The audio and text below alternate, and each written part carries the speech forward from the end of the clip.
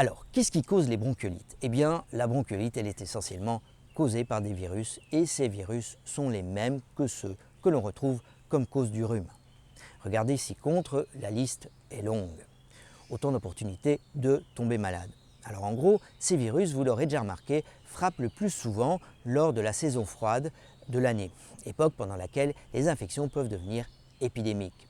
Alors, vous aurez sans doute déjà entendu parler du principal d'entre eux, le virus respiratoire syncytial, ou VRS pour faire court. Une photo, peut-être? Ben voilà. Alors en plus, après être tombé malade une fois à cause du VRS, on pourra encore le revoir lors d'une prochaine bronchiolite. La bonne nouvelle cependant, c'est que la maladie sera de moins en moins sévère lors de chaque réinfection. Alors il y a aussi deux types de VRS, le type A et le type B, et le type A produit souvent une maladie plus sévère. Alors lors d'une infection, le VRS commence par se multiplier dans le nez et la gorge, d'où les symptômes du rhume qu'on observe. Et puis, en 2 ou 3 jours, il descend sur les bronches, et les petites bronches en particulier, le bout du brocoli, si ça peut être plus clair.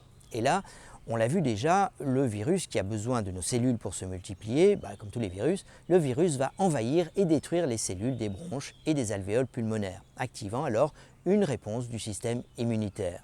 Et le résultat est un champ de bataille avec des obstructions des petites bronches, de l'air emprisonné dans les alvéoles et une ventilation plus difficile du poumon. On en a parlé. En fait, on dirait vraiment que la sévérité de la bronchiolite est au moins en partie liée à une réaction disproportionnée du système immunitaire contre le VRS. Alors on a pu identifier des composantes génétiques en relation avec la sévérité de la maladie. Certains enfants produiront en effet une réaction inflammatoire plus importante et c'est en partie déterminé par leurs gènes. On connaît le résultat de la bataille, on manque d'oxygène et on a trop de CO2. Et parfois aussi, on s'épuise suite à ces conditions respiratoires difficiles. Alors, le VRS se transmet par contact direct d'objets infectés avec le nez ou les yeux. La transmission peut aussi se faire via des gouttelettes mises en suspension dans l'air. Le virus peut rester actif pendant plusieurs heures aussi sur une surface.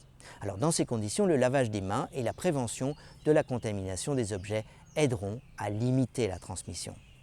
Bien entendu, éviter la transmission d'enfant à enfant dans un environnement familial peut être bien difficile, en particulier parce qu'une bonne part des gens infectés semblent être asymptomatiques, c'est-à-dire qu'on ne voit pas qu'ils sont malades. Alors la période d'incubation du VRS est le plus souvent de 4 à 6 jours.